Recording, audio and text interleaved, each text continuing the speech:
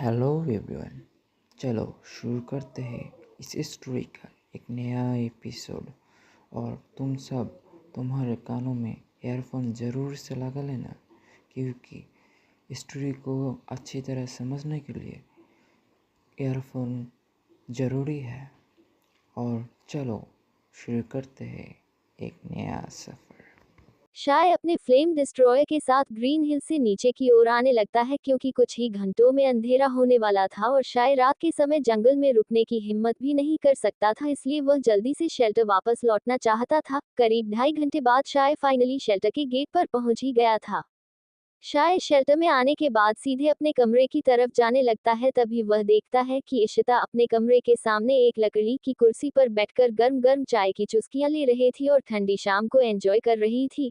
पर पता नहीं शाय को ऐसा क्यों लग रहा था कि इशिता इससे ये बता रही थी कि वह कितनी अमीर है, लेकिन शाय को इन बातें से कोई भी फर्क नहीं पड़ता था। इसके बाद शाय इशिता को एक हल्की स्माइल देता है और फिर अपने कमरे में चला जाता है। इधर इशिता के गुस्से के समुद्र में एक बहुत ही बड़ी लहर उठ गई थी, जिसका आइडिया शाय को बिल्कुल भी नहीं था। मैं इस कमीने को छोड़ूंगी नहीं, यह अपने आप को क्या समझता है, इशिता गुस्से से अपने आप से कहती है। इशिता को लगा कि शाय उसका मजाक उड़ा रहा है। शाय अपने कमरे में आता है और फिर उस मेटल बॉल जो उसे उस छिपकली जैसे एलियन से मिली थी उसको अपनी जैकेट के पॉकेट से बाहर निकाल कर गौर से देखने लग जाता है। अभी तो काफी देर हो गई है, कल सुबह जैसे इसके बारे में पूछूंगा कि आखिर यह मेटल बॉल है क्या चीज और इसका काम क्या है, शाय सोचता है और फिर सुबह होने का इंतजार करता है। सुबह होते ही शाय अपने रूटीन के अनुसार जल्दी अपने कमरे से निकल गया और सीधे जय से मिलने के लिए चला जाता है। शाय जय के कमरे के सामने पहुंचकर दरवाजे को खटखटाता है, लेकिन शाय को अंदर से कोई भी रिप्लाई नहीं आया। लगता है शाय अभी भी सो रहा है। शाय अपने मन में सोचते हुए फिर से दरवाजा खटखटाता है, लेकिन काफी देर तक खटखटाने के बाद जय ने दरवाजा नहीं खोला। तब शाय को लगने लगा कि लगता है कि जय भी सुबह सुबह ही अपने कमरे से निकल गया है। जय को अपने कमरे पर ना पाकर फिर शाय अनिका के पास जाने का डिसाइड करता है, ताकि वह उससे उस मेटल बॉल के बारे में जानकारी प्राप्त हो सके। लेकिन शाय की किस्मत ने एक बार फिर से धोखा दे दिया, क्योंकि अनिका भी अपने रूम में नहीं थी। अब क्या करूं? मुझे ना तो जय मिला और ना ही अनिका दी मिली, शाय अपने आप से कहता है और फिर वहां से जाने के लिए मुड़ता, तभी उसे ट्रेनिंग एरिना के पास अनिका किसी से बात करती हुई दिख जाती है। उसको देखकर शाय को राहत मिलती है, क्योंकि शाय उस मेटल बॉल को लेकर बहुत ज्यादा क्यूरियस था, इसलिए उससे मेटल बॉल के बारे में जानने से रहा नहीं जा रहा था। जब शाय अनिका के पास जाता है तब वह सरप्राइज रह जाता है, क्योंकि शाय ने उस आदमी के हाथों में वैसा ही मेटल बॉल देखता जैसा शाय के पास था। फिर शाय उस आदमी और अनिका के और पास जाता है, जिससे शाय को उनकी बातें साफ साफ सुनाई देने लग जाती है। 3 लाख में लेना है तो लो, नहीं तो फिर रहने दो, मैं किसी और से डील कर लूंगा, वह आदमी अनिका से कहता है। लेकिन तुम इसकी 3 गुने से ज्यादा कीमत लगा रहे हो, अनिका उस आदमी से कहती कहती है।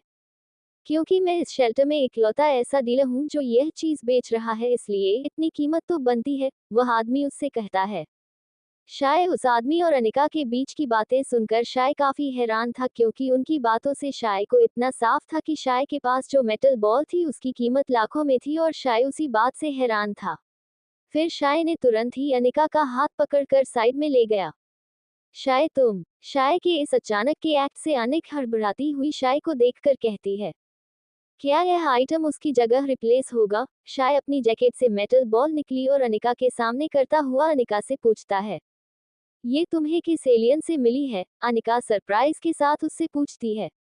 यह मुझे एक बहुत बड़ी छिपकली जैसे एलियन से मिला है, शाय अनिका को कहता है। क्या तुम इस कोर को मुझे बेचोगे? अनिका एक्साइटमेंट के साथ शाय से कहती है। नहीं, शाय कहता है, और शाय की बात सुनकर अनिका उदास हो जाती है। मैं कभी भी अपनी दी के साथ सौदेबाजी नहीं करता हूँ, शाय अनिका को वह मेटल कोड देता हुआ कहता है। शाय की बात सुनकर अनिका बहुत ज्यादा ही खुश हो जाती है। इसके बाद अनिका ने उस आदमी से डील कैंसिल कर दी। अनिका दी, यह कोर क्या है और इसका काम क्या है? शाय अनिका से पूछता है। यह एक एनर्जी कोर है जो एलियन को मारने से मिलते हैं, लेकिन ऐसे कोर बहुत ही रेयरली मिलते हैं। यदि एक ही जैसे 5 एनर्जी कोर को हासिल कर लेते हैं, तब इन पांचों कोर को आपस में कंबाइन करने से एक स्पेसिफिक कोर बनता है। उस एनर्जी कोर में से एक आइटम मिलता है, वह आइटम किसी भी प्रकार का वेपन एंड टूल्स हो सकता है, जिसका यूज हम लड़ाई के समय कर सकते हैं। लेकिन उन वेपन और टूल्स की ड्यूरेबिलिटी उनके लेवल पर डिपेंड करता है, अनिका शाय से कहती है, और फिर वह अपने कमरे में आकर उसके बचे हुए 4 एनर्जी कोर निकलती है और फिर शाय को दिखती है। देखो शाय, ये 5 एनर्जी कोर उस छिपकली जैसे दिखने वाले एलियंस के हैं और अब इन पांचों को एक साथ रखते हैं जिससे ये पांचों आपस में कंबाइन होने लगेंगे। कंबाइन होने के बाद एक प्रॉपर एनर्जी कोर बनेगा। इससे हम या तो वेपन्स और टूल्स ले सकते हैं या फिर इससे एनर्जी पॉइंट ले सकते हैं। अनिका शाय को एनर्जी कोर के बारे में बताती है। इससे कितने एनर्जी पॉइंट मिलते हैं? शाय क्यूरियस होता हुआ अनिका से पूछता है। 5 गुना। जैसे मेरे पास लेवल 2 के 5 एनर्जी कोर है जिसके टोटल एनर्जी पॉइंट 10 होंगे और 10 एनर्जी पॉइंट का 5 गुना मतलब 50 एनर्जी पॉइंट मिलेंगे। अनिका शाय को समझती है। लगता है कि मैंने आपको यह एनर्जी कोर देकर गलती कर दी, शाय मुस्कुराता हुआ अनिका से कहता है। अब तो कुछ नहीं हो सकता है, अनिका भी मुस्कुराते हुए शाय से कहती है। यदि मजाक साइड में रखे तो आपने मेरे लिए जो किया है उसके सामने ये कुछ भी नहीं है। शाय आपकी बार एक सीरियस हल्की स्माइल के साथ अनिका से कहता है और फिर शाय अनिका को बाय बोलकर उसके कमरे से बाहर निकल जाता है। यदि मजाक साइड में रखे तो आपने मेरे लिए जो किया है उसके सामने ये कुछ भी नहीं है। शाय आपकी बार एक सीरियस हल्की स्माइल के साथ अनिका से कहता है और फिर शाय अनिका को बाय बोलकर उसके कमरे से बाहर निकल जाता है। कमरे के बाहर निकलकर शाय शेल्टर के गेट की तरफ जाने लगता है ताकि वह अपने एनर्जी पॉइंट के लिए शिकार कर सके। मुझे आज ऐसा क्यों लग रहा है कि अगले कुछ दिनों में मेरी किस्मत फिर से घास चढ़ने जाने वाली है, शाय अपने आप से कहता है क्योंकि आज उसे कुछ अजीब का फील हो रहा था। इसके बाद ने इस फीलिंग पर इतना ध्यान नहीं दिया और ग्रीन हिल की तरफ जाने लगा। कुछ ही घंटों में शाय ग्रीन हिल पर पहुंच गया लेकिन वहां पर शाय को एक सिंगल एलियन भी दिखाई नहीं दे रहा था। कुछ दूर जाने के बाद शाय देखता है कि वहां पर बहुत सारे एलियंस की लाशें पड़ी हुई थी जिनको देखकर शाय बहुत ज्यादा सरप्राइज हो गया था। यहाँ पर कौन सा ग्रुप शिकार के लिए आया जो सिर्फ लेवल 1 और लेवल 2 के एलियंस का शिकार कर रहे हैं? शाय एलियंस की इतनी सारी लाशों को देखकर अपने आप से कहता है। कुछ किलोमीटर और आगे जाकर शाय देखता है कि 6 लोग जिनमें 3 लड़के और 3 लड़कियां आगे की ओर बढ़ते हुए एलियंस का शिकार कर रहे हैं। इशिता और रोहित के साथ साथ इशिता के दोस्त यहाँ क्या कर रहे हैं? मैंने पहले कभी तो इशिता के दोस्तों को शेल्टर में नहीं देखा था। लगता अभी अभी मिस्ट्री प्लेनेट पर आए हैं तभी तो इशिता और रोहित मिलकर इन सभी को एलियंस के शिकार में मदद कर रहे हैं, शाय कहता है। शाय कुछ देर तक उन सभी को ऑब्जर्व करता है। इशिता के दोस्तों को देखकर शाय पूरी तरह से शॉक रह जाता है। इशिता के चारों दोस्त आज पहली बार शिकार पर आए हैं और इनका अभी तक एलिमेंट का लेवल 1 भी अनलॉक नहीं हुआ और ये लोग लेवल 2 के एलियंस को बिना किसी मुश्किल के आसानी से मार रहे हैं। ये कैसे हो सकता है? मैं भी एलिमेंट के लेवल 2 पर पहुंच चुका हूं लेकिन मुझे भी लेवल 2 के एलियंस मारने में थोड़ी तो परेशानी होती है, शाय हैरानी से सोचता है। शाय कुछ देर और उन लोगों को ऑब्जर्व करता है जिससे शाय को पता चलता है कि वो लोग ऐसा मार्शल आर्ट्स की वजह से कर पा रहे हैं। जय ने एक बार बताया था कि अपनी फाइटिंग स्किल को बढ़ाने और इम्प्रूव करने के लिए बहुत से लोग मार्शल आर्ट्स का इस्तेमाल करते हैं लेकिन इस मार्शल आर्ट्स को कीमत बहुत ज्यादा होती है इसलिए बहुत अमीर लोग ही इन मार्शल आर्ट्स को अफोर्ड कर पाते हैं, शाय अपने मन में सोचता है और फिर दूसरी तरफ अपने शिकार के लिए निकल जाता है क्योंकि शाय उन लोगों के मुंह बिल्कुल भी नहीं लगना चाहता था। अगले 5 दिनों तक शाय ने कुल मिलाकर 80 एनर्जी पॉइंट हासिल कर लिए थे। अब शाय के पास कुल 100 एनर्जी पॉइंट हो गए थे। आज शाय ग्रीन हिल पर एलियन को खोज रहा था ताकि वह और ज्यादा एनर्जी पॉइंट हासिल कर सके, लेकिन काफी समय तक कोई भी एलियन नहीं मिलने के कारण शाय ग्रीन हिल की गहराई में जाने लगा। अभी तक मुझे एक भी एलियन नहीं मिला, लगता है मेरे से डर गए हैं इसलिए सभी एलियंस अपनी जान बचाने के लिए छुप गई है। क्या करूं, मेरा डर ही इतना है, शाय अपने आप से कहता हुआ मस्ती में आगे बढ़ रहा था कि तभी उसे अपने पीछे से किसी एलियन की रोर सुनाई देती है। जैसे ही शाय पीछे पलटकर देखता है तो उसके पैर लड़खड़ाने लगते हैं क्योंकि उसके सामने एक लेवल 4 का एलियन खड़ा हुआ था जो देखने में एक डॉग था जिसके सिर पर 2 सींग भी उगे हुए थे। इस वक्त शाय के लिए लेवल 4 के एलियन का सामना करना उसकी औकात से बाहर था। फिर शाय ने ना आव देखा और ना ही ताव देखा, वह पीछे मुड़ा और सीधे भागने लगा। हे भगवान, आपने तो मेरी बातों को रिवर्स सीरियसली ले लिया, शाय कहता हुआ भागता रहता है। इतने में शाय को अपने कमर एक पंजा महसूस हुआ जो उसकी कमर को चीर रहा था। उस डॉग के इस वार से शाय की कमर से खून बहना शुरू हो गया। हालांकि यह कट बहुत ही माइनर था इसलिए शाय की जैकेट ही खून से सन गई। इससे पहले वह डॉग एलियन फिर से शाय पर हमला करता, शाय ने अपना पेट फ्लेम डिस्ट्रॉयर को सम्मन कर लिया। फ्लम डिस्ट्रॉय के आते ही उसने अपनी फ्लेम आर्ट कास्ट करने लगा और फिर इस डॉग की ओर फायर कर दिया। जैसे ही फ्लेम डिस्ट्रॉय की फ्लेम आर्ट उस एलियन को लगी, उसके शरीर के बहुत से फर जल के रख हो गए, जिससे वह एलियन लड़खड़ा के गिर गया।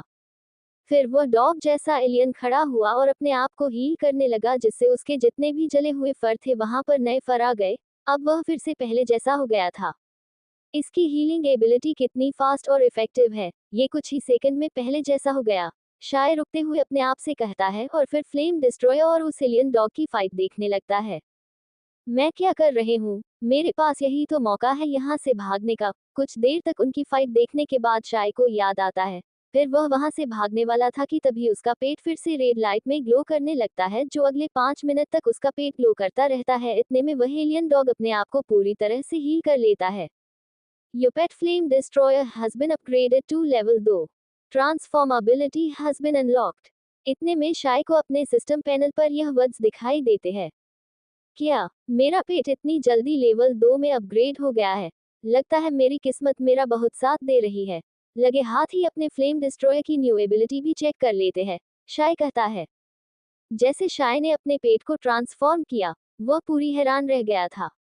जैसे शाय ने अपने पेट को ट्रांसफॉर्म किया, वह पूरी हैरान रह गया था, क्योंकि जो फ्लेम डिस्ट्रॉयर उसके कंधे पर बैठकर घुमा करता था, आज वही फ्लेम डिस्ट्रॉयर इतना बड़ा हो गया था कि शाय भी उसके पैरों तक भी नहीं पहुंच पा रहा था।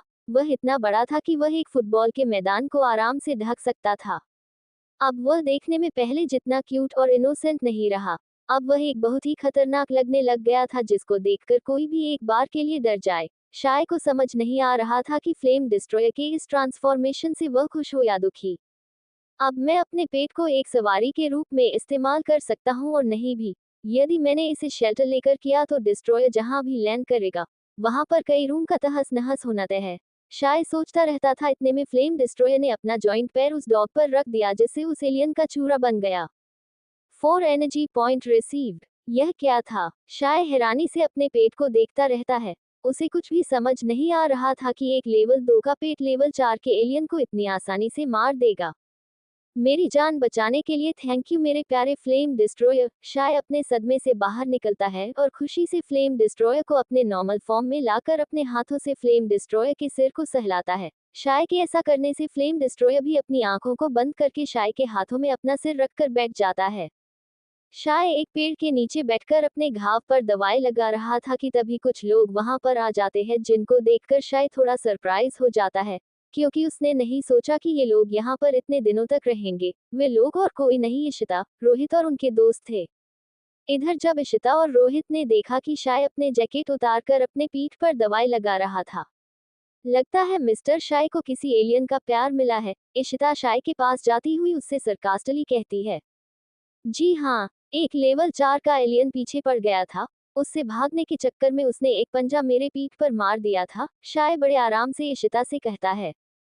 लेवल 4 एलियन, वह एलियन अब कहाँ पर है? उन चारों लोगों ने एक लड़की शाय से पूछती है। मुझे नहीं पता, मैंने जब पीछे देखा तब वह मेरे पीछे नहीं था।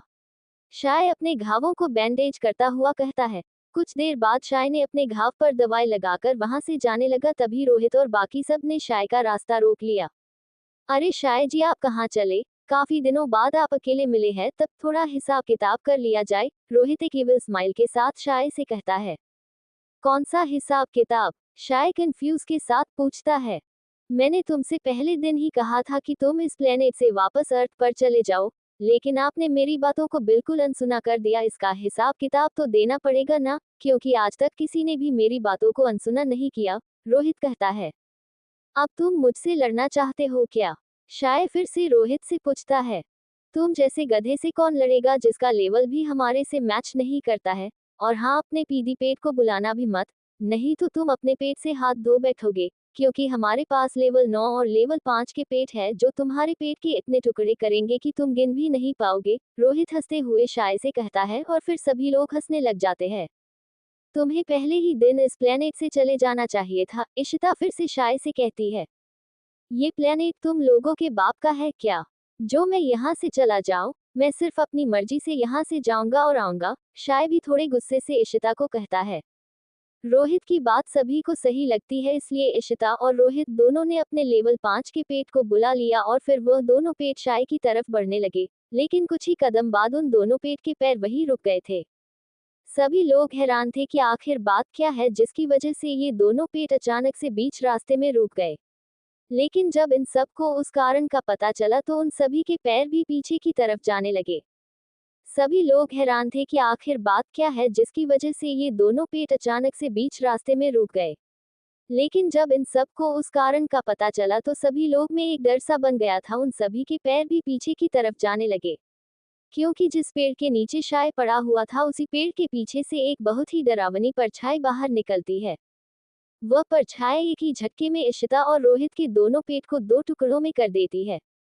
ये तो लेवल 10 का है, पर यह शेल्टर के इतने करीब कैसे हो सकता है? इशिता अपने मन में सोचती है और फिर तुरंत ही सभी को कहती है, उसको छोड़ो और सीधे शेल्टर की तरफ भागो। एक सेकंड के लिए भी रुके तो सभी मारे जाएंगे, इशिता घबराती हुई आवाज में कहती है और फिर इशिता और रोहित ने अपने अपने लेवल 9 के पेट बुलाया और सभी को बैठाकर सीधे शेल्टर की तरफ जाने लगी।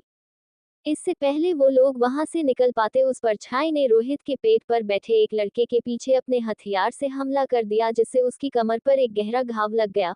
वह घाव इतना गहरा था कि उस लड़के की हड्डियां भी दिखने लगी थी। इस घाव की वजह से वह लड़का और रोहित का पेट की चीख निकल गई, क्योंकि यह घाव ऊपर से नीचे की तरफ था, जिससे इशिता के दोस्त की पीठ काटने के बाद वह रोहित के पेट की पीठ को काफी गहराई तक काट दिया था।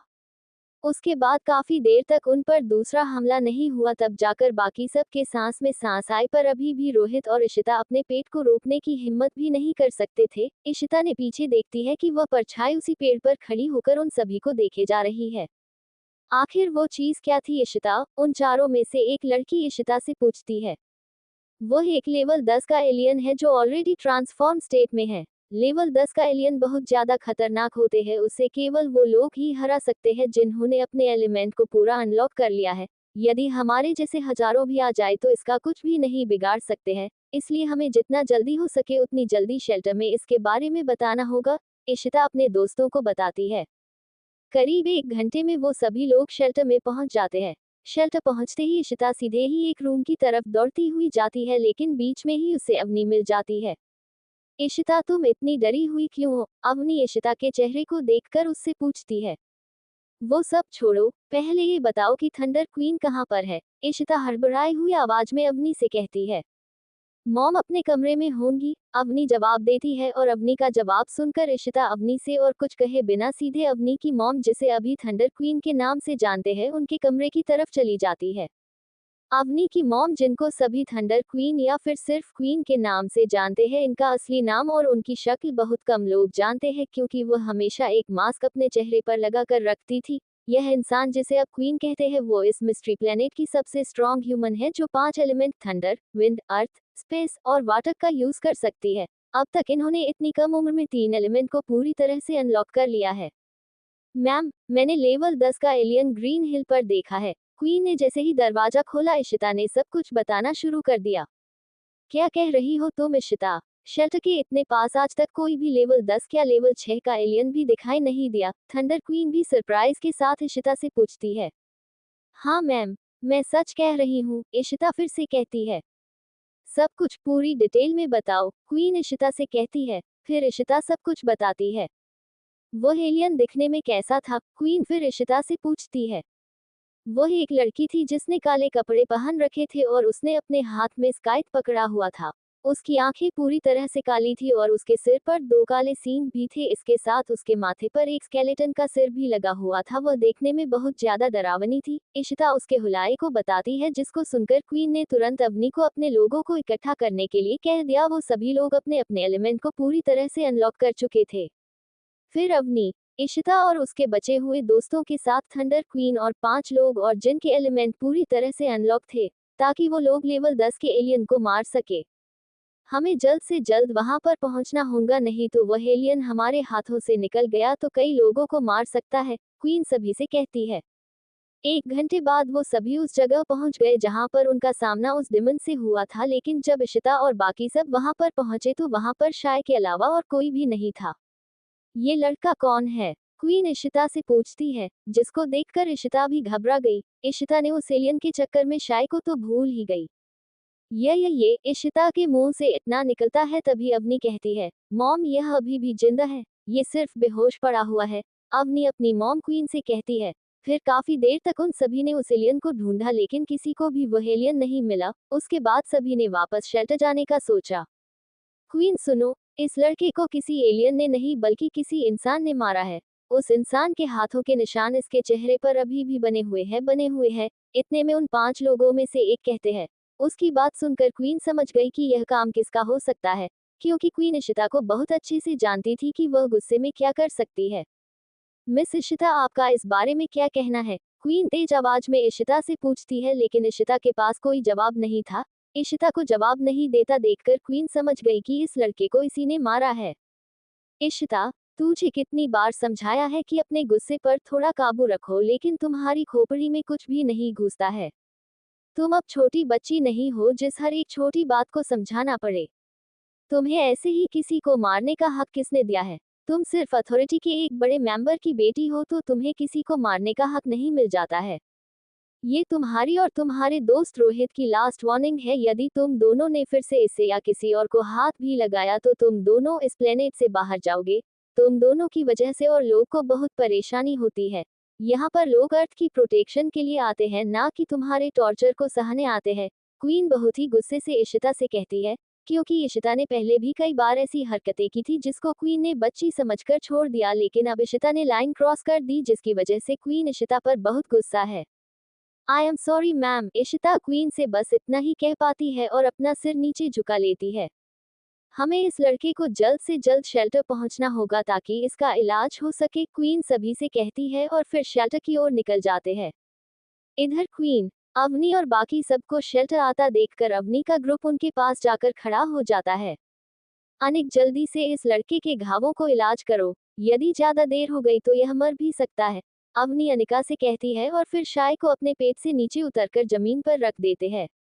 अनिका ने जैसे ही शाय को घायल हालत में देखा तो अनिका बहुत डर गई और फिर जल्दी से भागती हुई शाय के पास गई और फिर उसके घाव को भरना शुरू कर दिया। कुछ ही देर में अनिका को महसूस हुआ कि शाय के घाव तो ऑलरेडी भर हुए थे। शाय के घावों पर बस मामूली कट ही लगे हुए थे जिसको देखकर अनिका ने राहत की सांस ली। यह अब ठीक है। खून बहने के कारण इसमें कमजोरी आ गई थी जिससे शाय बेहोश हो गया था। इसे मैं इसके कमरे में ले जाती हूँ ताकि वहां पर थोड़ा आराम कर सके, अनिका सभी से कहती है।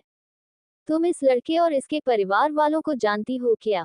क्वीन अनिका से पूछती है।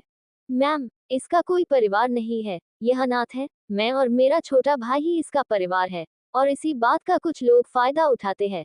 अनिका गुस्से से इशिता की तरफ देखती हुई क्वीन से कहती है और फिर शाय को उठाकर शाय के कमरे में आ जाती है। करीब 2 घंटे बाद जाकर शाय अपनी बेहोशी की हालत से बाहर आता है। शाय अपने बिस्तर से उठकर देखता है कि वह अपनी कमरे में है और उसके बेड के पास अनिका और जय दोनों बैठे हुए हैं। मैं शेल्टर कैसे पहुंचा? शाय अपना सिर पकड़े हुए उन दोनों से पूछती है। शाय, तुम ठीक हो ना? कहीं सिर में ज्यादा दर्द तो नहीं हो रहा है? जय शाय से पूछता है। हाँ, मैं ठीक हूँ, पर मैं यहाँ पहुंचा कैसे? शाय फिर से वही सवाल पूछता है। तुम्हें थंडर क्वीन ने शेल्टर में लाया था, तब तुम बेहोश थे, अनिका कहती है। क्या? सच में? वो तो शेल्टर की सबसे स्ट्रॉन्ग लड़की है ना? शाय एक्साइटमेंट के साथ कहता है और फिर उसकी सारी एक्साइटमेंट खत्म हो जाती है जिसको देखकर अनिका शाय से कहती है, क्या तुम इतने दुखी क्यों हो? तुम्हें तो खुश होना चाहिए कि तुम्हारी जान बच गई। मैं थंडर क्वीन को एक बार देखना चाहता था। मैं देखना चाहता कि सबसे स्ट्रॉन्गेस्ट ह्यूमन का लाइफस्टाइल कैसा होगा। शाय जय और अनिका से कहता है। तभी शाय के दरवाजे को किसी ने नॉक किया। जय ने जैसे ही दरवाजा खोला तो उसके सामने क्वीन खड़ी हुई थी जो उन तीनों को देखे जा रही थी। मैम, आप यहाँ पर बाहर क्यों खड़ी है? अंदर आइए ना, जय रिस्पेक्ट के साथ क्वीन से कहता है और उनको अंदर बुलाता है। शाय, तुम ठीक हो ना? इशिता की तरफ से मैं माफी मांगती हूँ। क्वीन शाय के पास आती है और उसके सामने हाथ जोड़कर बहुत ही पोलाइटली शाय से माफी मांगती है। आप सच में क्वीन हो क्या? शाय क्वीन की बातों को सुनकर भी अनसुना कर देता और फिर शाय क्वीन को घूरता हुआ उनसे पूछता है। इतने शाय को क्वीन की बातों का ख्याल आता है और फिर हड़बड़ी में क्वीन से कहता है, अरे नहीं नहीं, आप माफी क्यों मांग रही है? आप मेरे कमरे तक आए वही काफी है मेरे लिए। शाय भी बहुत ही पोलाइटली के साथ कहता है। अच्छा, मैं चलती हूँ। तुम्हें किसी भी चीज की जरूरत हो तो तुम अवनी को कह सकते हो, वह तुम्हारी मदद कर देंगी। कुछ देर बाद क्वीन अपने जगह से उठती हुई शाय से कहती है, इसके लिए आपका धन्यवाद, लेकिन मुझे कुछ भी नहीं चाहिए। शाय क्वीन से कहता है। इधर एक अनजान कमरे में एक आदमी एंटर करता है और फिर वह किसी दूसरे आदमी जो पहले से ही उस कमरे में मौजूद था उसके सामने झुककर सलाम करता है। ग्रीन हिल के पास एक लेवल 10 एलियन दिखाई दिया था, वह आदमी कहता है।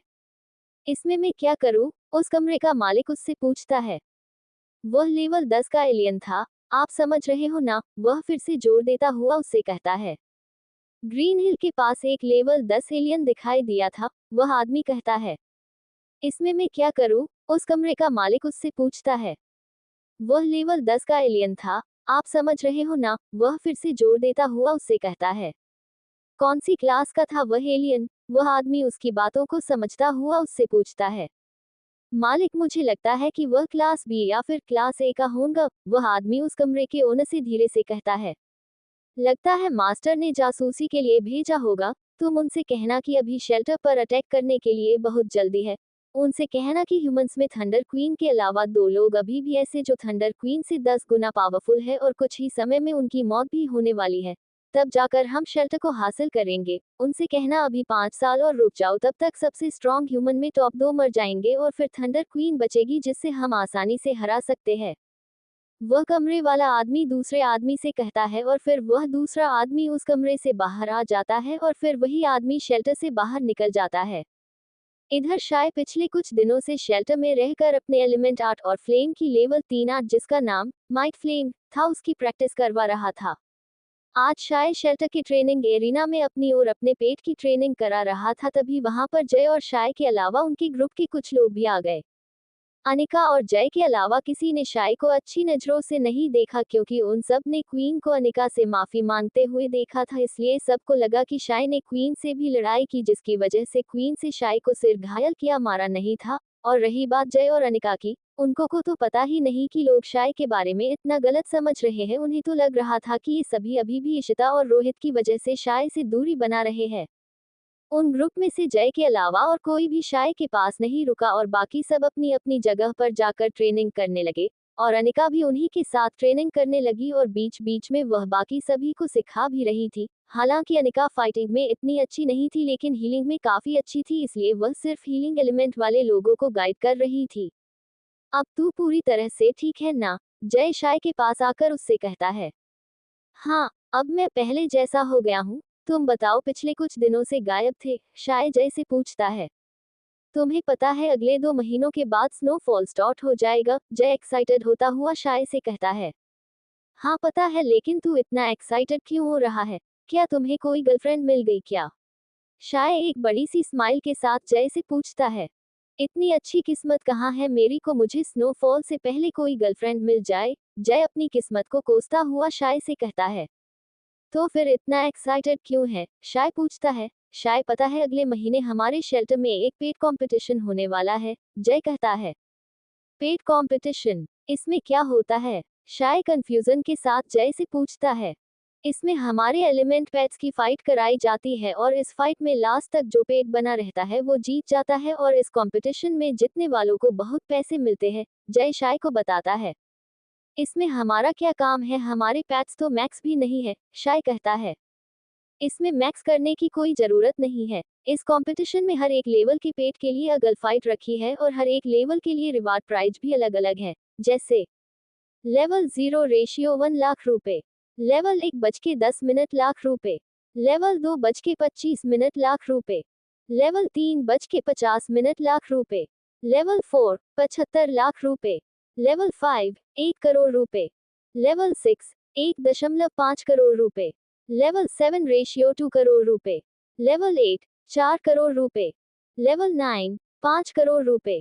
क्या सच में? जय की बात सुनकर शाय के आंखों में चमक आ गई क्योंकि अब तो वह भी इस कंपटीशन में भाग लेकर अपनी किस्मत आजमाना चाहता था और शाय ये भी जानता था कि उसका पेट काफी स्ट्रांग भी है और इसी कंपटीशन के जरिए वह अपने पेट की काबिलियत भी देख लेगा। लेकिन शाय को एक बात का डर था कि अगर उसका पेट किसी वजह से मार गया तब। शाय इसी बात को जय से पूछता है। पहली बात, किसी पेट को जानबूझकर मरना अलाउड नहीं है, और दूसरी बात, कोई भी पेट सेम लेवल पर होने के कारण एक ही बार में नहीं मर सकते हैं। और यदि किसी ने जानबूझकर तुम्हारे पेट को मारा, तब उसे उस लेवल जितनी रिवार्ड मनी उसकी 50% मनी तुम्हें देनी होगी। क्या तुम भी इस कंपटीशन में हिस्सा ले रहे हो? शायद जय से पूछता है। हाँ बिल्कुल, मैं इसमें हिस्सा ले रहा हूँ। पर तुम्हारा पेट सबसे कमजोर पेट्स में से एक है, तो तुम भी इसमें हिस्सा ले रहे हो क्या? जय शाय के पेट के बारे में शाय से कहता है। तुम हिस्सा ले रहे हो तो मैं पीछे कैसे रह सकता हूँ, और तुम मेरे पेट की चिंता मत करो, शाय मुस्कुराते हुए जय से कहता है। अरे नहीं, मैं जिस बात को कहने के लिए यहाँ पर आया था वो तो भूल ही गया था। जय अपने सिर को पकड़ता हुआ कहता है, और फिर शाय की तरफ देखता हुआ कहता है। शाय, आज कुछ दिनों पहले हम तीनों ने प्लान किया था कि हम एक साथ शिकार करने के लिए जाएंगे। कल सुबह सुबह ही हम निकलने वाले हैं, इसलिए थोड़ा जल्दी तैयार हो जाना। ठीक है। वैसे भी पिछले 20 दिनों से शेल्टर में हूँ, इसलिए अब मुझे शिकार पर जाना चाहिए। इसलिए सुबह मैं तुम्हें शेल्टर के गेट पर मिलूंगा, शाय इतना कहता है, और फिर वह वहां से निकल जाता है। सुबह सुबह शाय हमेशा की तरह जल्दी तैयार होकर शेल्टर के गेट पर खड़ा हो गया, जिससे वह अनिका और जय को ज्वाइन कर सके और फिर तीनों मिलकर साथ में शिकार पर जाए। कुछ ही देर में शाय को अनिका और जय भी शेल्टर के गेट पर आते हुए दिख गए। क्या बात है शाय, तुम तो मेरे से पहले शेल्टर के गेट पर आ गए हो। लगता है तुम बहुत ही एक्साइटेड हो, जय शाय के पास आता हुआ उससे कहता है। हाँ, एनर्जी पॉइंट को बढ़ाने के लिए एक्साइटेड हूँ, शाय मुस्कुराते हुए जय को जवाब देता है। पर मुझे एक बात समझ नहीं आई कि तुम लोगों ने शिकार पर जाने के लिए इतनी सुबह सुबह का प्लान क्यों बनाया। हम दिन में भी जा सकते हैं ना, शाय फिर से उन दोनों से पूछता है। इशिता की वजह से। कुछ दिनों पहले मैंने अवनी के मुंह से सुना कि क्वीन ने इशिता की क्लास ली थी, इसलिए मुझे डर है कि कहीं इशिता तुमसे से और ज्यादा गुस्सा नहीं हो गई हो, क्योंकि इसकी वजह कहीं ना कहीं तुमसे ही जुड़ी हुई है। अनिका शाय को समझती है। मुझे नहीं पता था कि उस पागल लड़की को इतना गुस्सा आता है कि वह किसी को मार भी सकती है। वह पूरी तरह से साइको है। लगता है मैं अब संभाल कर रहना होगा, शाय कहता है, और फिर वह जंगल की तरफ चले जाते हैं। रास्ते में तीनों आपस में बातें कर ही रहे थे, तभी शाय को अपने सिस्टम पैनल पर कुछ वर्ड शो होते हैं, जिनको देखकर शाय बहुत ज्यादा शॉक्ड और सरप्राइज रह जाता है, क्योंकि शाय के सिस्टम पैनल पर अपने एलिमेंट लेवल अपग्रेड और अपने पेट के लेवल अपग्रेड के वर्ड थे। यह क्या है? मेरे पेट का लेवल कुछ ही दिनों में अपग्रेड कैसे हो सकता है? चलो, मेरा एलिमेंट लेवल अपग्रेड समझ आता है, क्योंकि उसे मैं बहुत ज्यादा समय से प्रैक्टिस कर रहा हूँ, लेकिन मेरा पेट का लेवल। शाय बहुत हैरानी के साथ सोचता रहता है, और इसी हैरानी भरे चेहरे को जय ने देख लिए था। शाय, तू इतना हैरान किस बात से है? जय शाय से पूछता है, और जय की बात सुनकर अनिका भी शाय के हैरानी भरे चेहरे की तरफ देखती है। मैं हैरान इस बात से ही कि मेरा पेट का लेवल 2 से अपग्रेड होकर लेवल 3 और मेरा एलिमेंट लेवल भी 3 हो गया है, शाय उसी हैरान भरे हुए चेहरे से जय को जवाब देता है। क्या कह रहा है शाय? तू एलिमेंट लेवल 3 पर पहुंच गया है, वो 3 महीने से कम में? जय हैरानी से शाय को पूछता है। हाँ, क्यों, क्या हुआ? शाय जवाब देता हुआ पूछता है। सच में, मेरा खुद का एलिमेंट लेवल 3 एक महीने पहले हुआ है, जय सरप्राइज के साथ शाय को जवाब देता है। क्या? लेकिन उस होलोग्राम में तो तुम्हारा एलिमेंट लेवल ऑलरेडी लेवल 3 था, शाय जय से कहता है। वो सिर्फ एक होलोग्राम था जिसको एक वीएफएक्स आर्टिस्ट ने बनाया था। वो रियल नहीं था, वो तो सिर्फ समझने के लिए था। और रियल में एलिमेंट लेवल इतने कम समय में नहीं बढ़ते हैं, एक एलिमेंट को लेवल 8 तक जाने में 10 साल तक लग जाते हैं, जय शाय को समझाता है। क्या? मेरे को लगा कि तुमने भी 3 महीने में लेवल 3 कर लिया है, तब मुझे भी ज्यादा अजीब नहीं लगा, शाय कहता है। तब तू बहुत ही लकी है जो तूने इतनी जल्दी एलिमेंट के लेवल 3 को अनलॉक कर लिया है। अब तो हम दोनों सेम एलिमेंट लेवल पर है, जय शाय से कहता है। इतने में अनिका की आवाज आती है। तुम दोनों चलते चलते भी बातें कर सकते हो। फिर तीनों पूरी रास्ते में एलियंस को मरते हुए जा रहे थे। हालांकि उन तीनों लोगों को मिलने वाले सारे एलियन लेवल 1 और लेवल 2 के ही थे, इसलिए अब शाय लेवल 3 के एलियंस का शिकार करना चाहता था। अनिका दी, आप अब लेवल 3 के एलियंस वाले इलाके में ले चलो, जिससे हम लेवल 3 के एलियंस का शिकार कर सके। पता है ना आपको, अब मुझे नई आर्ट्स खरीदने के लिए 300 एनर्जी पॉइंट चाहिए, और मेरे पास अब तक के शिकार को मिलाकर 98 एनर्जी पॉइंट मिले हैं, शाय अनिका से कहता है। पता है मुझे, इसलिए हम सब हिडन माउंटेन जा रहे हैं, अनिका आगे बढ़ते हुए शाय से कहती है। करीब 4 दिन के सफर के बाद वो लोग एक नदी के पास आकर रुक गए। मैं ये बात कैसे भूल गई, अनिका अपने माथे पर हाथ रखकर कहती है। कैसी बात अनिका दी, जय पूछता है। यही बात कि हम अपने ग्रुप के साथ नहीं है, अनिका जवाब देती है। इसमें क्या हुआ, हम तीनों ग्रुप के बिना भी लेवल 3 और लेवल 4 के एलियंस का शिकार कर सकते हैं और इससे अधिक लेवल के एलियंस के इलाके में जाएंगे ही नहीं, जय फिर से कहता है। वो सब मैं जानती हूँ पर हम तीनों रिवर पार कैसे करेंगे, अनिका कहती है। अब इसका क्या मतलब है? हमने तो कई बार रिवर पार की है ना, जय पूछता है। हाँ कई बार रिवर पार की है लेकिन तब ग्रुप के दूसरे मेंबर के पेट की सहायता से उड़कर जाते हैं, अनिका जय से कहती है। तभी जय को भी समझ आ जाता है कि ना तो अनिका के पास और ना ही खुद के पास उड़ने वाला पेट है, और जिसके पास उड़ने वाला पेट है वह पेट इतना छोटा है कि खुद को लेकर उड़ ले वही काफी है। मेरे पास है ना फ्लेम डिस्ट्रॉयर, शाय अपने को बुलाते हुए कहता है। शाय की बातें सुनकर वो दोनों हंसने लगते हैं। शाय तू क्या कह रहा है, तुम्हारा पेट खुद को लेकर उड़ ले वही काफी है, जय हंसते हुए शाय से कहता है। लेकिन उन दोनों को नहीं पता था कि फ्लेम डिस्ट्रॉयर की ट्रांसफॉर्म स्टेट बहुत ही ज्यादा बड़ी है जिसमें एक साथ 1000 लोग रिवर पार कर सकते हैं। शाय तू क्या कह रहा है, तुम्हारा पेट खुद को लेकर उड़ ले वही काफी है, जय हंसते हुए शाय से कहता है। लेकिन उन दोनों को नहीं पता था कि फ्लेम डिस्ट्रॉयर की ट्रांसफॉर्म स्टेट बहुत ही ज्यादा बड़ी है जिसमें एक साथ 1000 लोग नदी पार कर सकते हैं। इसके अलावा और कोई भी रास्ता नहीं है क्या, जय अनिका से पूछता है। हाँ, एक रास्ता और है लेकिन उसमें कम से कम एक दिन का समय लगेगा और अभी कुछ ही घंटों में अंधेरा भी होने वाला है। यदि हमने अभी नदी पार कर ली तब रिवर की दूसरी साइड में कुछ ही दूरी पर एक गुफा है जिसमें हम रात को रुक सकते हैं, अनिका कहती है। यदि मैं तुम लोगों को नदी की दूसरी साइड पर पहुंचा दूं तब तुम लोग मुझे क्या दोगे, शाय बीच में अनिका और जय से कहता है।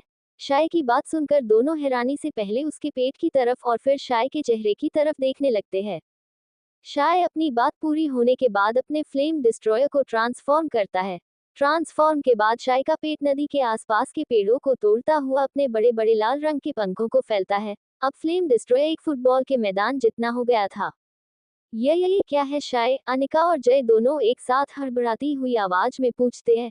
शाय के छोटे से पेट को इतना बड़ा होते देखकर वह शॉक्ड और सरप्राइज रह गए थे।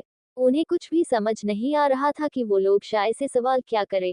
अनिका और जय ने शेल्टर में बहुत ही बड़े बड़े पेट देखे हैं, लेकिन उनके शाय के पेट के साइड से आधा ही आते थे। लेकिन उन्होंने पहले कभी इतना बड़ा पेट नहीं देखा था, इसलिए वो दोनों ज्यादा हड़बड़ा गए थे। यह मेरा पेट फ्लेम डिस्ट्रॉयर है, क्या अब हम इस रिवर को पार कर सकते हैं या नहीं? शाय अपने चेहरे पर 440 वोल्ट की स्माइल के साथ अनिका और जय दोनों से कहता है। हाँ हाँ अब हम नदी को पार कर सकते हैं, अनिका अपने शौक से बाहर निकलती हुई शाय और जय से कहती है। और फिर तीनों फ्लेम डिस्ट्रॉयर के ऊपर चढ़ जाते हैं। तीनों के ऊपर चढ़ जाने के बाद फ्लेम डिस्ट्रॉयर अपने पंखों को फड़फड़ाता है जिससे उसके आसपास के सभी पेड़ पौधे जो कमजोर थे वो सभी टूट जाते हैं और नदी के पानी में पंखों की हवा से लहरें उठाने लगी और फिर वो तीनों तुरंत ही बदलों के बीच पहुंच जाते हैं और कुछ ही सेकंडों बाद वो तीनों नदी की दूसरी तरफ थे। हम सब इतनी जल्दी यहाँ पर कैसे पहुंचे, जय पूछता है क्योंकि जय ने पहले कई बार नदी क्रॉस की थी लेकिन उसे हमेशा 5 मिनट लगते थे, लेकिन शाय के पेट ने उसे 10 सेकंड में ही नदी क्रॉस करवा दी। क्योंकि मेरा पेट बड़ा होने के साथ साथ फास्ट भी है, शाय फिर मुस्कुराते हुए जय से कहता है।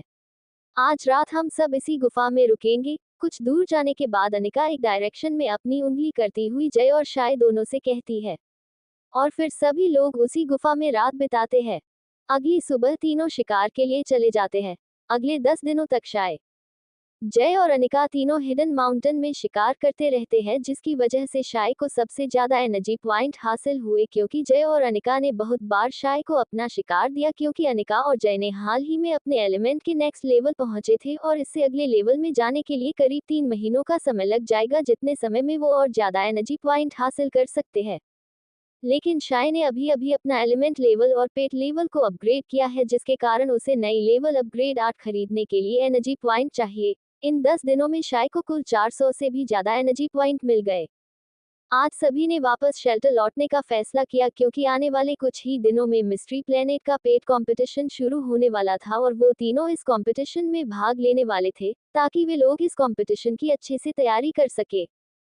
हम सब दोपहर को शेल्टर की तरफ निकलेंगे ताकि शाम से पहले नदी के पास वाली गुफा तक पहुंच सके, जिससे हम रात उस गुफा में बीता लेंगे और अगली सुबह नदी क्रॉस करके शाम तक शेल्टर पहुंच जाएंगे। अनिका सभी को कहती है, और अनिका की बात सुनकर सभी हाँ में सिर हिला देते हैं। वो सब आपस में बातें कर रहे थे कि तभी उनको एक भिनभिनाने की आवाज आई। जब उन्होंने उस आवाज की तरफ देखा तो वहां पर एक बहुत बड़ी पर्पल कलर की मधुमक्खी थी जिसके शरीर की साइज एक इंसान के हाथ की हथेली जितना था। वह मधुमक्खी धीरे धीरे उन लोगों की तरफ बढ़ रही थी। यह मेरा शिकार है, उस मधुमक्खी को अपनी तरफ आता हुआ देखकर जय एक्साइटमेंट के साथ कहता है और फिर उस मधुमक्खी की तरफ भागने लगता है। रुको जय, उस मधुमक्खी को मारना मत, नहीं तो हम सब मुसीबत में पड़ जाएंगे। अनिका के इतना कहते ही जय की तलवार उस मधुमक्खी के 2 टुकड़े कर देती है।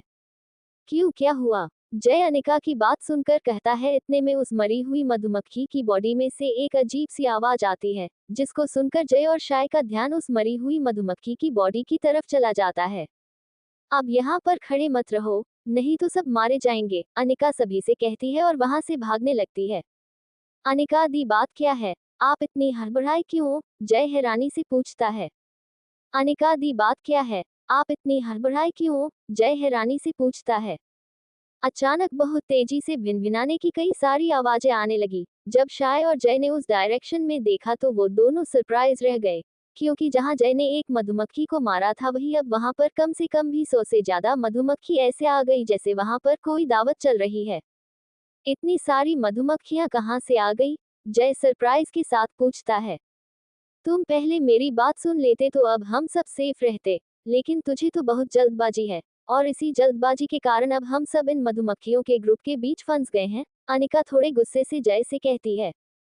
इन मधुमक्खियों के डंक बहुत ही जहरीले होते हैं, इनमें से एक भी मधुमक्खी ने हम में से किसी को भी डंक मार दिया तो वह इंसान अगले 10 दिनों तक बेहोशी हालत में रहेगा, और किसी और कुछ ज्यादा मधुमक्खियां का प्यार मिल गया तो वह इंसान कुछ ही घंटों में स्वर्ग चला जाएगा। अनिका फिर से जय और शाय को बताती है। अनिका दी, आपको ये बात यहाँ आने से पहले हमको बता देनी चाहिए थी, शाय अनिका से कहता है। ये पर्पल कलर की मधुमक्खियां most of the time hidden mountain की चोटी पर रहती है, लेकिन आज पहली बार ये मधुमक्खियां यहाँ पर कैसे आई, इसका अंदाजा मुझे बिल्कुल भी नहीं था। अनिका अपनी बात शाय के सामने रखती है। अनिका, जय और शाय तीनों उन मधुमक्खियों से बचकर भाग रहे थे, लेकिन वे सारी मधुमक्खियां उन तीनों के पीछे हाथ धोकर पीछे पड़ गई थी।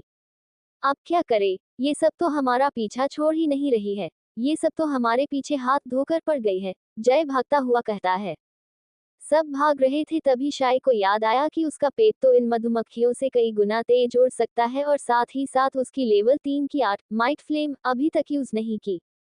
मैं इसी सिचुएशन में इतनी बड़ी चीजें कैसे भूल सकता हूँ? हम इनको मार भी नहीं पाए तो भी बहुत ही इजीली यहाँ से एस्केप कर सकते हैं, शाय अपने में सोचता है। फिर वह अपना पेट फ्लेम डिस्ट्रॉयर को सबसे बड़ी साइज में बुलाता है और फिर सभी को उस पर बैठता है और फिर सीधे हवा में चला जाता है। शाय, तूने ऐसा पहले क्यों नहीं किया? फ्लेम डिस्ट्रॉयर पर बैठी अनिका ने शाय से कहा। दी, आपने इतना डरा दिया कि मैं अपने ही पेट के बारे में भूल गया, और फिर आप दोनों को भी फ्लेम डिस्ट्रॉयर के बारे में पता था तो आपने क्यों नहीं कहा? शाय भी अनिका और जय से कहता है। तुम्हारी तरह हम भी भूल गए थे ना? जय एक बनावटी मुस्कुराहट के साथ शाय से कहता है।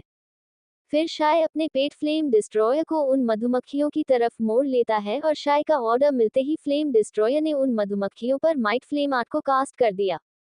उसके बाद का नजारा तो सबके लिए चौंकाने वाला ही होना था, और वही हुआ। फ्लेम डिस्ट्रॉय की माइट फ्लेम आर्ट इतनी पावरफुल थी कि इन मधुमक्खियों को तो राख में बदला, उसके साथ साथ आसपास की 100 मीटर से ज्यादा की जगह को ऐसे बना दिया कि वहां पर कोई जंगल नहीं बल्कि जंगल के बीचों बीच एक फुटबॉल का मैदान बना हुआ हो। 217 एनर्जी पॉइंट रिसीव्ड। इधर जय और अनिका की आंखें ऐसे फटी हुई थी मानो उनकी आंखें अभी अपने सॉकेट से बाहर आ जाएंगी। हालांकि शाय की भी बोलती बंद थी। फ्लेम डिस्ट्रॉयर ने उसके सामने अभी अभी जो कारनामा किया है उसे तो ये सब कुछ एक सपने जैसा लग रहा था। भाई, एक बात बता, ऐसा पेट पाने के लिए क्या करना होगा? जय हैरानी से शाय से पूछता है। मुझे नहीं पता है, एक बात बता, ये सभी लेवल 2 की थी क्या?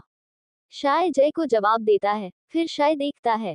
मोस्टली मधुमक्खियां लेवल 2 की था, लेकिन कुछ लेवल 3 की भी थी। अनिका शाय को जवाब देते हैं। फिर अनिका देखती है जमीन पर उन मधुमक्खियों के कुछ एनर्जी कोर गिरे हुए हैं। उनको देखकर अनिका शाय से कहती है, शाय देखो, वहां पर कुछ एनर्जी कोर गिरे हुए हैं। शाय उन एनर्जी कोर को देखता है और फिर अपने पेट को उस जली हुई खाली जगह में लैंड करा देता है। उसके बाद तीनों उन मधुमक्खियों के एनर्जी कोर को उस राख में ढूंढने लग जाते हैं। कुछ मिनटों तक ढूंढने के बाद उनको कुल 5 एनर्जी कोर मिल गए, जिनको आपस में कंबाइन कर एक एलिमेंट एनर्जी कोर बना सकते थे। अनिका और जय को दो दो एनर्जी कोर मिले थे। उन्होंने वो चारों एनर्जी कोर शाय की तरफ बढ़ा दिए, क्योंकि उनका मालिक शाय ही था, क्योंकि उसने ही सभी मधुमक्खियों को मारा था और उन दोनों की जान भी बचाई थी।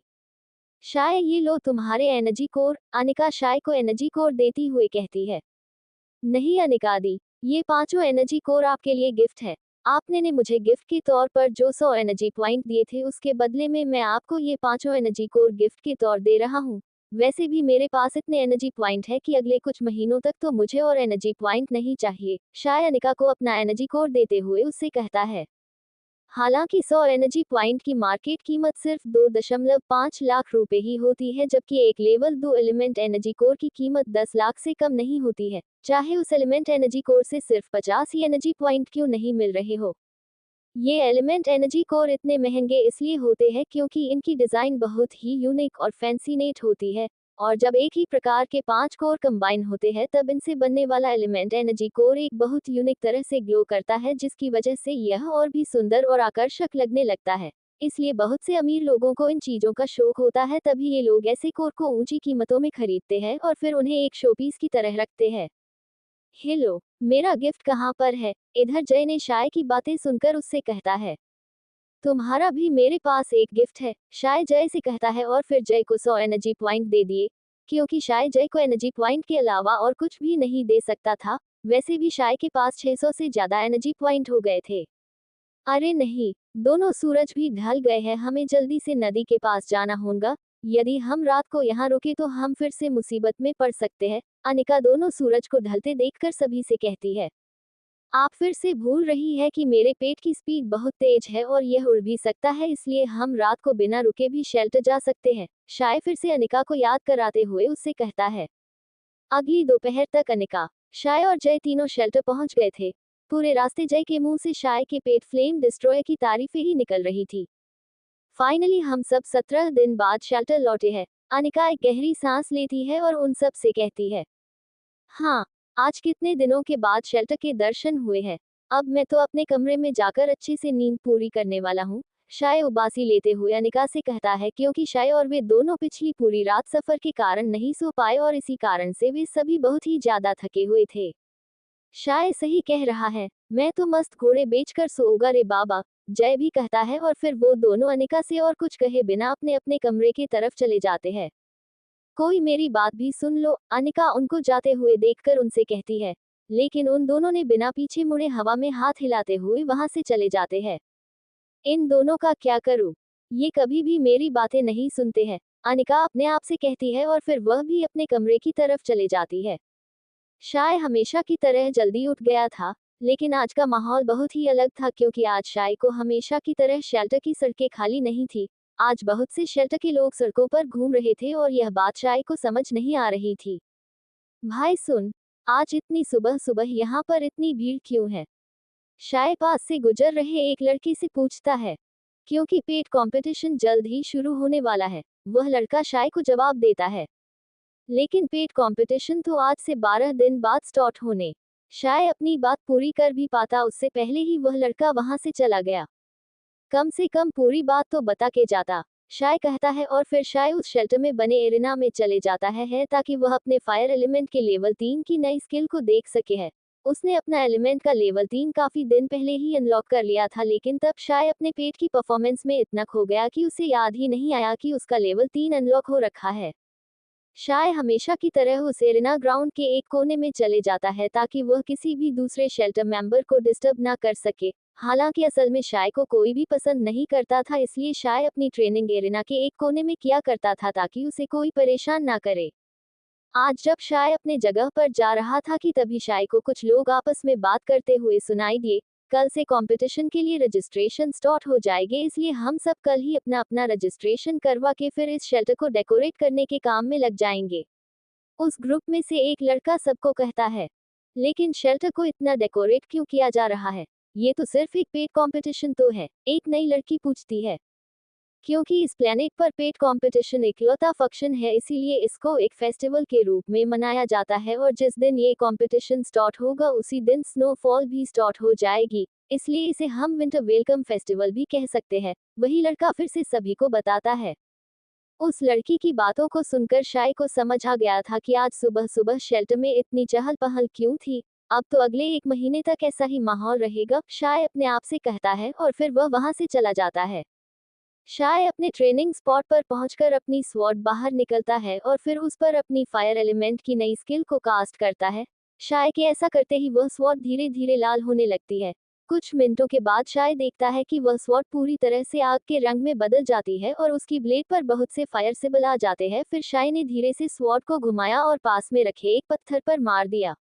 शाय की स्वॉर्ड ने उस पत्थर को एक पनीर के टुकड़े की तरह स्मूथली कट गया, जिसको देखकर शाय सरप्राइज रह गया क्योंकि शाय को लगा कि उस स्वॉर्ड के गर्म होने से वह स्वॉर्ड पत्थर से भिड़कर मुड़ जाएगी या फिर टूट जाएगी, लेकिन ऐसा नहीं हुआ बल्कि इस स्वॉर्ड ने इतने बड़े पत्थर को बड़े आसानी से एक झटके में काट दिया। लेकिन कुछ देर तक अपने स्वॉर्ड को ऐसे ही रखने पर शाय को धीरे धीरे प्रेशर फील हो रहा था। उसे ऐसा लग रहा था कि वह इस नई लेवल की एबिलिटी को ज्यादा देर तक कास्ट किए हुए नहीं रख सकता है और यदि उसने ऐसा किया तो बहुत ही जल्द वह बहुत ही बुरी तरह से थक जाएगा, उसके बाद तो उसका खड़ा रहना भी मुश्किल हो जाएगा। लगता है कि मैं फायर एलिमेंट की इस एबिलिटी को ज्यादा देर तक कास्ट नहीं कर सकता हूँ।